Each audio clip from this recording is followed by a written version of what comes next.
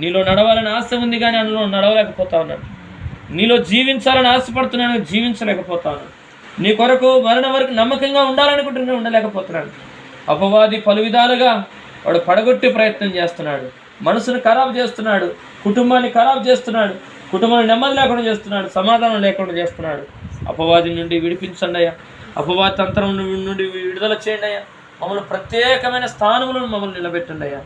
లోకం నుండి వేరే రక్షణ పొందాలని వాక్యం సెలవిచ్చినావు కదా తండ్రి. లోకం నుండి వేరే ఉప్పులాగా వెలుగులాగా అయ్యా మేము జీవించడానికి మాకు సాయం చేయండి అయ్యా. అడుగుతావా తల్లి చెల్లి రాత్రి వేళ సాయంత్రం వేళ సమయంలో అడుగుతావా? నా ఈ రోజు నుండి యథార్థంగా బ్రతుకుతాను, నమ్మకంగా బ్రతుకుతాను, నాకు సహాయం చేయ్యా, నా కుటుంబాన్ని బాగు చేయ, నా ప్రతి సమస్య నుండి విడిపించయ్యా, ప్రతి అప్పుల బాధ నుండి విడిపించయ్యా, రెక్కల కష్టాజితం వ్యర్థమైపోకుండా సహాయం చేయ, వాక్యమైనదేవో నాకు సహాయం చేయండి. అడగండి తండ్రి, ఇచ్చండి. నేను ప్రార్థన చేయబోతున్నాను. దయగలిగిన తండ్రి, ప్రేమ నమ్మదగిన దేవ యేసు ప్రభువా, నీకు స్తోత్రములు, వందనములు నాయన. ఈరోజు నిజంగా ఈ గృహంలోనికి మీరు నడిపించినందుకు వందనాలు.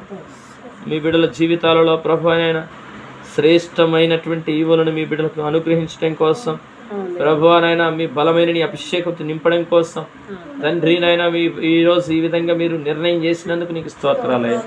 ఈ కుటుంబాన్ని ప్రతి బంధకాల నుండి విడుదల చేయడానికి ఈరోజు ఈ విధంగా ప్రభు మీరు సమస్తాన్ని సమకూర్చి జరిగిస్తున్నందుకు స్తోత్రాలయ్య. మీ పిల్లలుగా మమ్మల్ని నడిపించినందుకు వందనాలయ్యా. మాతో పాటు మీరు వచ్చినందుకు నీకు వందనాలు ఇస్తాయా. అయ్యా, ఈ గృహంలో ఉన్న ప్రతి చీడ పీడ మంత్ర తంత్ర సీకటి శక్తుల అధికారం నుండి విడుదల దయచేయండి తండ్రి. మీ బిడ్డల శాంతి సమాధానం నెమ్మదిగా ఉన్నట్టుగా సహాయం దయచేయండి తండ్రి.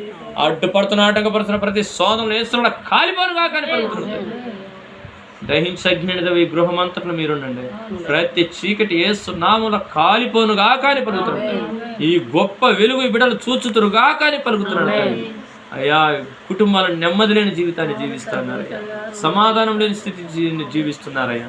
అయ్యా, అందుకు కారణమైన ప్రతి హేతు నుండి విడిపించి మీ బిడ్డలను ప్రభు ప్రతి బంధకాలను విడిపించి ఆత్మీయంగా ముందుకు నడిపించమని బలపరచమని యేసు నామములో కుటుంబానికి రావాల్సిన మెండైన మీ దీవెనను కుమ్మరించమని